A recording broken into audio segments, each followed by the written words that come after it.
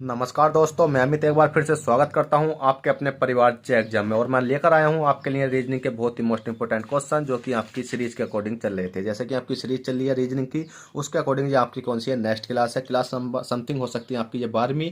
तो इस क्लास को आप देखना ना भूलें, ठीक है। उससे पहली क्लासों को देखना ना भूलें, और इस क्लास पर आ चुके हो तो इस क्लास को पूरा देख कर ही जाना, जिससे क्या हो कि आपके कुछ ना कुछ डाउट तो क्लियर होने ही चाहिए, ठीक है। तो चलिएगा दोस्तों, शुरू करते हैं। शुरू करने से पहले आपसे छोटी सी रिक्वेस्ट, अगर अभी तक आपने वीडियो को लाइक नहीं किया तो वीडियो को लाइक कर दो। चैनल फर्स्ट टाइम हो तो चैनल को सब्सक्राइब करके बेल बटन दबा लो, जिससे क्या हो कि अगर आप लाइक करोगे तो हमें ये लगेगा कि हाँ आपको क्लास पसंद आई, या डिसलाइक करोगे तो आपको हमें ये लगेगा कि कोई दिक्कत नहीं है भाई, समझ में नहीं आई। पर चैनल को सब्सक्राइब करके रखना, जिससे क्या होगा कि आपको हम क्लासेस डालें तो आपको समझ में आ जाए कि हाँ इसमें हमें कुछ ना कुछ तो मिला है, कि जिस क्लास में भी आपको कुछ अच्छा मिले तो आप उस क्लास को देखने की कोशिश करना। तो चलिएगा क्वेश्चन वन देख लेते हैं। क्वेश्चन वन क्या कहता है? क्वेश्चन वन कहता है दिए गए प्रश्न में प्रश्नवाचक चिन्ह के स्थान पर क्या संख्या होगी। प्रश्नवाचक चिन्ह आपको दिखाई दे रहा है, ये वाला है। अब इसके स्थान पर क्या करना है, हमें संख्या लानी है। अब संख्या लाने के लिए आपको क्या करना पड़ेगा, क्या करना पड़ेगा, ये देखना पड़ेगा कि 12 3 4 से 40 कैसे बना, 15 4 6 से 60 66 कैसे बना। तो बहुत सिंपल है, हमने देखा 12 है, 12 का ना 12 है, 12 दूनी 24, 12 कितने होते हैं आपके 36 होते हैं। कितने होते हैं आपके 36। और 36 में जैसे मैंने 4 ऐड करा ये वाला तो हमारा 40 बन गया। हमने देखा ये सीरीज हमारी यहाँ तो काम कर गई, पर ये वाली यहाँ पर काम करेगी या नहीं, तो हमने यहाँ भी देखा। हमने देखा 15, 15 चौका कितने होते हैं आपके 60 होते हैं, और 60 में प्लस के 6 जोड़ा कितने हो गए भैया 66। कोई दिक्कत नहीं, अगर हमारी दो सीरीज एक जैसी बन गई तो हम अगली सीरीज को भी उसके अकॉर्डिंग ही बना सकते हैं, और हम किसी से भी लड़ सकते हैं भाई। जब दो सीरीज एक सी बन के हमारा आंसर आ रहा है और चौथी सीरीज बनने के बाद भी हमारा यही आंसर आएगा, चाहे भले ही आपके ऑप्शन गलत हो, आप लगा के उसका ही जाना, ठीक है। अब आपने देखा 16 है, 16 प्लस के 5 करेंगे, 16 पंजे कितने होते हैं आपके 65 होते हैं। 16 पंजे 80 होते हैं यार, 16 पंजे 65, 16 पंजे कितने होते हैं आपके 80 होते हैं। 16 पंजे 80, 80 प्लस के 4 करोगे तो कितना हो जाएगा, 80 और 4 कितने हो गए आपके 84 हो गए। 84 क्या किसी ऑप्शन में है? जी है, ऑप्शन नंबर ए में, ठीक है। तो चलिएगा क्वेश्चन नंबर वन करो, जल्दी से जल्दी से क्वेश्चन नंबर वन करो। चलिएगा क्वेश्चन वन कर लिया, क्वेश्चन नंबर टू देखते थे। तो देखिए दोस्तों, क्वेश्चन नंबर टू आपकी स्क्रीन पर है। क्वेश्चन नंबर टू क्या कहता है?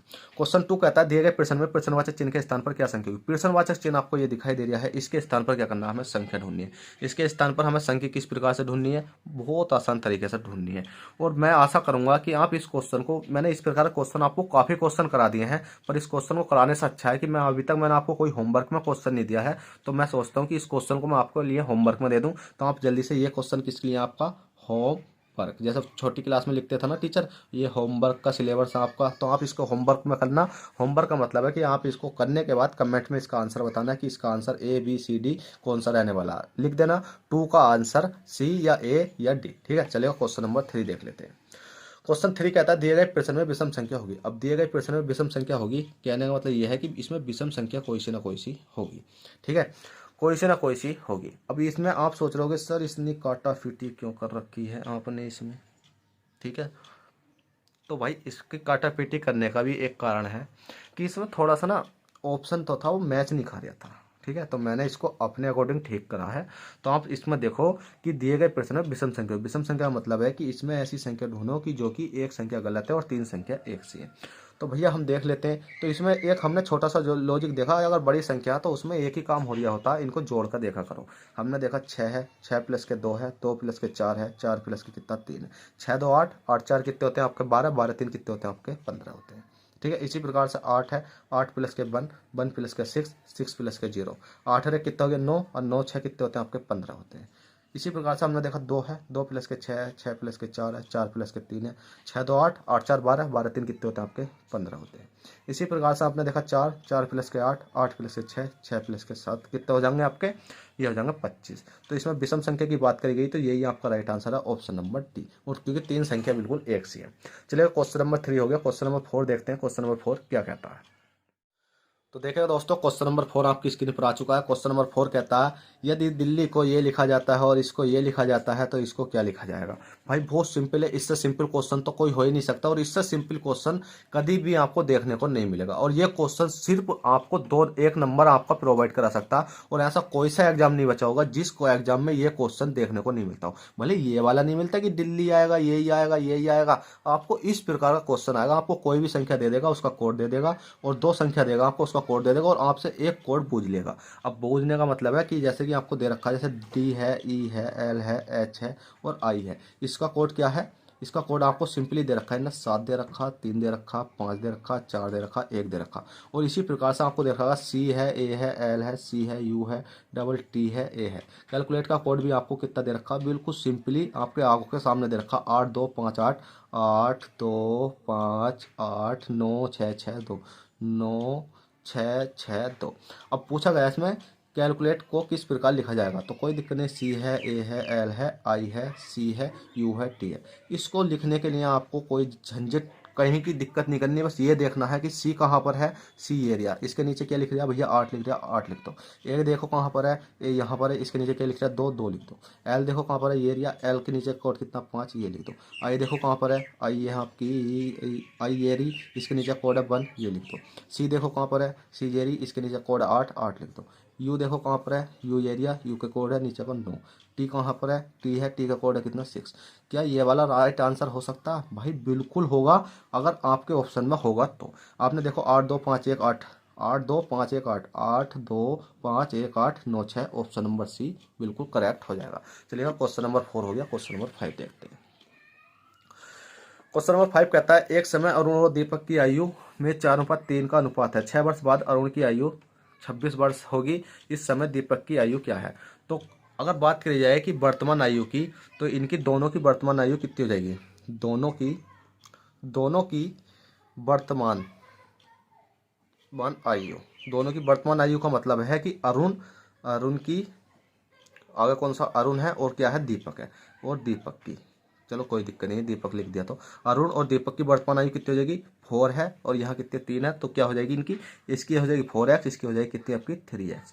अब क्वेश्चन कहता है कि 6 वर्ष बाद अरुण की आयु 26 वर्ष होगी। 6 वर्ष बाद किसकी आयु होगी, अरुण की आयु। कोई दिक्कत नहीं है, अरुण कौन सा है, ये एरिया। तो 6 वर्ष बाद 4x माइनस के 6 बराबर कितनी होगी, मतलब 4 वर्ष बाद बूझिए ना, वर्ष मतलब प्लस, अगर पहली पूछता तो माइनस होती, तो 6 वर्ष बाद 4 गुणा 6 प्लस के 6, मतलब 6 वर्ष बाद किसकी आयु पूछिए, अरुण की। तो अरुण की आयु कितनी है, 4x, और 6 वर्ष बाद प्लस के 6 हो गया, और कितनी हो जाएगी, 26 वर्ष हो जाएगी। तो इस समय दीपक की आयु ज्ञात कीजिए। दीपक की आयु हमसे ज्ञात करनी है कि, तो हमें मतलब है कि x का मान हमें ज्ञात करना है कि वर्तमान आयु पूछने के लिए। आप चाहो तो इस क्वेश्चन को कुछ अलग तरीके से भी निकाल सकते हो। इसको निकालने का तरीका होता है कि अरुण लिखो, दीपक लिखो, अनुपात लिखो, a और b लिखो, मतलब अरुण और दीपक होगा, ठीक है। और कितना हो गया, 4 लिखो, 3 लिखो। चलो अभी दूसरे तरीके से भी करके दिखाता हूँ मैं। कितना हो गया, 26 हो गया। अब इसका कुछ नहीं करना, ये 26 तो है, इधर जाएगा काय का हो जाएगा भैया, प्लस का है, इधर जाकर काय का हो जाएगा आपका, ये माइनस का हो जाएगा। तो 4x बराबर कितना हो जाएगा, इधर जाकर माइनस का, तो कितना हो जाएगा, ये आपका 20 हो जाएगा। और x का मान निकल आएगा 4 पंजे 20। x को अगर हम काट के देखेंगे तो 4 पंजे 20 हो जाएगा। और 20 हमसे पूछी किसकी, तो दीपक की आयु ज्ञात कीजिए, मतलब इस समय दीपक की आयु, इस समय पूछी गई दीपक की आयु। तो ये 3x दिख रहा है ना आपको, क्या दिख रहा है, 3x दिख रहा, बस। तो 3 × 5 कर दो, तो 5 से कितने की 15। तो दीपक की आयु हो जाएगी आपकी, दीपक की आयु हो जाएगी आपकी कितनी, 15। देखिए दोस्तों, दीपक मेरे अनुपात से तो ये वाला सही है ना, शुद्ध वर्तनी के हिसाब से, या ये वाला सही है।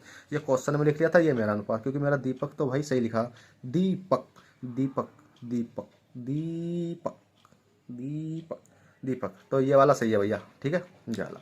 अब बात करते हैं इसका दूसरा कॉन्सेप्ट। दूसरा कॉन्सेप्ट होता है, जैसे कि आपने लिखा दीपक लिखा, और क्या लिखा आपने, अनुपात लिख दिया किसकी, दीपक और अरुण, ठीक है, अरुण, ठीक है, इतना समझ लेना, अरुण हो गया, दीपक हो गया। इनका अनुपात कितना है, 4 है, अनुपात कितना 3 है। अब हमसे जब क्या पूछा जाता है, हमसे पूछा गया 6 वर्ष बाद अरुण की आयु 26 वर्ष हो जाएगी। तो 6 वर्ष बाद किसकी आयु, अरुण की आयु कितनी हो जाएगी, 26 वर्ष हो जाएगी, ठीक, मतलब कितनी, 26 वर्ष हो जाएगी।